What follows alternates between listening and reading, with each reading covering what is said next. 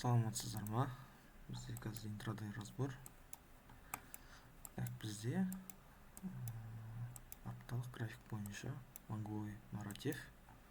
Сразу апталықты ашайық, себебі бізде кеше толық разбор жасалмаған болатын. Себебі біздегі гэп гэппен ашылған болатын, И получается, осы гэп бойынша біз нарративті қатты анықтамаған болатынбыз. Кешегі айтылғандағыдай біздегі мынау open high болды. И получается, баға максимумды жаңартқан болатын. Енді біздегі цель бүгінгі күн көрсетіп береді, что біз нарративті қалай жалғастыратын боламыз. Дальше лонгқа кетеміз бе, или шортқа кетеміз бе деген сияқты. Бізде екі вариант бар в данный момент, Бізде екі вариант бар. Неге? Мына жақта ценовой разрыв қалып кеткен болатын. Үлкен көлемде ценовой разрыв қалып кеткен болатын. Егер бағамыз осы максимум үстіне закреп точнее 4 сағат 1 сағаттың үстінде ретест алатын болса, біз дальше лонгқа қарай позициямызды аша беретін боламыз. Егер баға осы максимумның астынан жабылып немесе астына қарай кетуге реакция алып слом беретін болса, бізде не істейміз? Шортқа қарай вариант көруге болады. Енді дальше біз кіші таймфреймдерға өтетін болсақ, бізде кіші таймфреймдерда сопротивление уровень, поддержка уровень қайналған болатын. Содан біз реакция алып кеткен болатынбыз. И получается, біздегі полноценный имбаланс толып кеткен болатын, Имбаланс полный бізде фулфил толған болатын. Енді қарайтын болсақ, сверху закрепіміз бар. Енді осы закрепті бізде осы ценовой разрыв қалып келуі мүмкін деген логикаға қалыптасып тұрмыз. Осы ценовой разрыв біздегі потенциально интересная зона, И получается, біздегі осы екі зонаның либо үстінде, либо астында жүргені бізге керек болады. Енді қарайтын болсақ, қазір баға үлкен нарративті максимумда жүр. Оған себеп біздегі жаңалықтар скоро түсу керек қой. Азербайджан в 25 году увеличил добычу золота 11% дейді. Из-за Гренландиямен соғыстан талас болып жатыр ғой. Қазір Гренландия аралы бар ғой, бізде білесіздер, И солтүстік мұзды мұхиттың қасындағы үлкен арал бар, мұзды арал. И соған қазір талас жүріп жатыр, И соған байланысты бізде не болуы мүмкін? Бізде білеміз, что бағаға, қалай айтсам болады, там неэффективный жаңалықтар шығатын болса, бізде алтын көтерілетін, бәріміз само собой түсінетін боламыз, И получается, біздегі нарратив строго жаңалықпен жұмыс жасайтын боламыз. Егер жаңалық худший болатын болса, онда бізде не болуы мүмкін? Баға дальше лонгқа қарай кете беруі мүмкін. Енді қарайтын болсақ,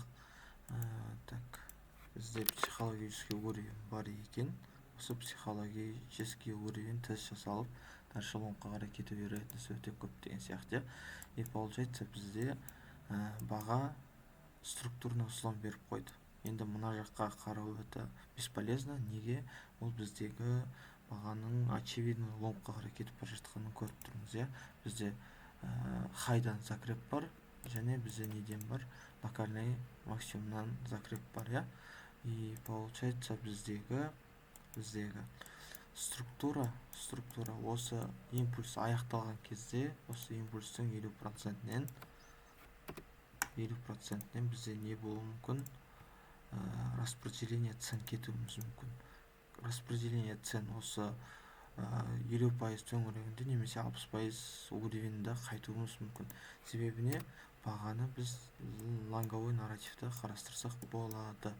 Себебі біз үлкен мықты бай зонадан шығып келе жатырмыз. Баға әлі локальный максимумды жаңартумен әлек болып жатыр, И получается, біздегі локальный максимум хайымыз мынау болатын болса, осы хайдан баға не істеуі мүмкін? Жоғары лонг позициясына қарай кету вероятності өте көп екен. Енді біз бүгінге алтында строго наблюдать етеміз. Неге? Дальше лонгқа кету вероятності өте көп деген сияқты, И пока мен көріп тұрған жоқпын, что лонгқа қарай кететінімізді, себебі бізде үлкен астыда үлкен объемдарымыз бар болатын. Все, бүгінге алтынға разбор осымен тәмам. Енді просто алтында бүгін волатильность жоғары и просто бір свеча болып максимумда тұрған соң біз оның құлау вероятность, өсу вероятность осы психологический уровеньнен көтеріліп қалу вероятностьіміз бар. Бір зонамыз бар. И получается екіншісі ол біздегі АТХ-ны тест жасау. Баға бетіп келіп АТХ-ны тест жасау мүмкін. Так, мен сызып көрсете салайын сразу. Қазір құлап АТХ-ны тест жасау арқылы бізде лонгқа қарай кету мүмкін. Либо осы психологический уровеньнен немесе осы импульстің қатты құлатпай коррекция, кішігірім коррекциясынан лонг позициясын қарастыруымыз мүмкін. Енді қарастырсақ бізде максимумның үстінен закреп алып, бізде структура деген зат бар ғой, ол структура бізде баға құлап өзіндік трендін қалыптастыратын болса, лоуларын жаңартыпшы, и получается бізде не болуы мүмкін? Бірінші, екінші сломнан кейін шорт позициясын исторический максимумға, максимум болған жерге қоюға болады екен.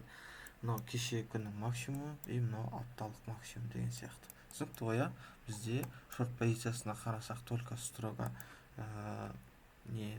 ұзаққа қарамаймыз, структураны күтетін боламыз. Түсінікті ғой, ал егер бізде осы екі зонамыздан өткізбесе, біз көп жағдайда лонгқа қарай кетуіміз мүмкін. Но бірақ енді бізде добыча алтын 11%-ке увеличилось деп тұр ғой. И получается бұл бағаны құлату вероятності өте жақсы. Сол үшін нарративке қарап көретін боламыз. Егер структура өзгеретін болса, структураны біз шорт позициясын қарастыратын боламыз. Пока бізде баға хай жаңартып тұр. Күтеміз енді главный. Енді бізде келесі бір герсорыққа бір анализ жасап өтсем, біздегі герсорықтағы анализіміз бізде то же самое герсорық неде жүр? Максимумда жүр, апталықты көрейікші. Вот апталық бізде максимумда жүр. Апталық біз полный имбаланс, лонговой имбаланстың ішіндеміз. Сонымен қоймай біздегі последний имбаланс бен жұмыс жасап жатқан болатынбыз, и баға не істеп жатыр? Бізде по тренду лонгқа қарай кетіп бара жатыр, и біздегі уже вероятность болуы мүмкін лонгқа қарастырамыз деген сияқты. Импульс, коррекция, импульс, енді осы жерден коррекциясы бітуі мүмкін деген сияқты. Енді біздегі максимумнан тағы құлауы мүмкін герсорық. Осы құлауынан біз не істеуіміз мүмкін? Лонг позициясын қарастырсақ болады.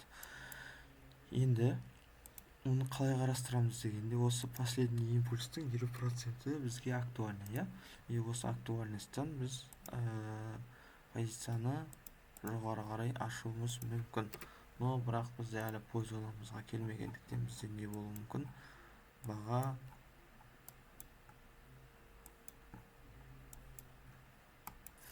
Баға LTF-та шартовой нарративта тұр екен. Осы шартовой нарративті біздің позиционымызға дейін қуалап көруіміз бар енді. Ондай бір қатты логика керек емес герсорыққа. Герсорықта бір направление алатын болса, көп жағдайда сол направлениені жалғастыратын болады. Осы апта бойы біз шорт позициясын қарастырған болатынбыз, алтынға да и герсорыққа да. Локальный коррекция, үлкен күндік неге қарайтын болсақ, графикке қарайтын болсақ, бізде бұл по контексту тренд бойынша лонг кетіп бара жатыр, по контексту бізде шорт болған соң шорт позициясын бір апта ұстаған болатынбыз. Так, біздегі герсорық в данный момент снятие минимума бар, и получается біздегі часовой осы үлкен имбаланстың ішінен құлау вероятностіміз өте жоғары екен. Баға бірінші не істеу мүмкін? Бізде үлкен агрессивный шорт позициясы болған екен, и получается очевидно ожидается 10 случайдың 7-і бізде шорт позициясына ашылуымыз мүмкін деген сияқты. Пока біздегі мына позиционаға келген соң бізде не күтуіміз керек? Бізде позиционамыздан слом структура күту керек. И получается дальше нарратив лонговый жалғастыратын боламыз. Бізде де осы определенный пойзонымызға келді, баға не істеді, өзіндік поглощениемен баға жоғары қарай кеткен болатын.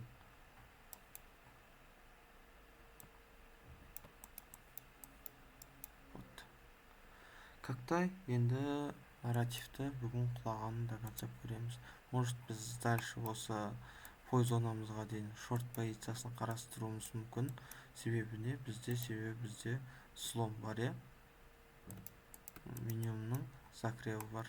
И получается біздегі 5 минуткада қандай движение бар екен. 5 минуткада последний максимум жұмыс жасаған. И получается бізде мынау как-то блок ретінде қалып кетеді. Осы блоктың сломынан қазір бізде очевидно ішкі слом бар. И получается біздегі позициямыз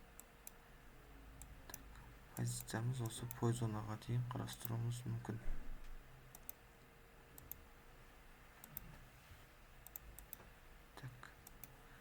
Баға қазір мына минимумнан закреп алу арқылы сол жерге қайтып кеп, осы шорт позициясын немесе мына минимумды бір снятиясын күтуімізге болады екен. Так, біздегі бүгінгі екі инструмент ожидаемый. Алтынды көп жағдайда лонгқа қарағым келеді, ал герцогты көп жағдайда шортқа қарастырғым келеді деген сияқты. Так. Евроға последнее время желание болмай жүр ашуға. Себебі бізде структураны шорт позициясына келе жатыр едік. Но бірақ бізде 4 сағаттық не бар? Слом структуры бар. Минимум жұмыс жасады. Ожидается коррекция и потом лонг. Шартовый нарратив уже как будто біткен сияқты. Бүйтіп апталықты қарайтын болсақ, апталықта бізде поглощение болып бара жатыр. Мен көп жағдайда қарайтын едім евро-долларды тоже лонгқа. Бізде нарратив қазір күндікте шарты, потом локально қарайтын болсақ лонги болып тұр. Бір-біріне ХТФ-та, ЛТФ-та бізде не болып тұр? Өзіне қарама қайшы. Қазір 1 сағатта қандай? 1 сағатта бізде структура пайда болған. Осы структурадан баға бізде дальше лонгқа кету вероятності өте көп. Біздегі бүгіндікке герцорг пен алтынды қарастыратын боламыз. Алтынды лонг, герцоргты көп жағдайда шортқа қарастырғым келіп тұр. Қарап тыңдағандарыңызға рахмет. Ұнаса реакция қалдырып кетеміз.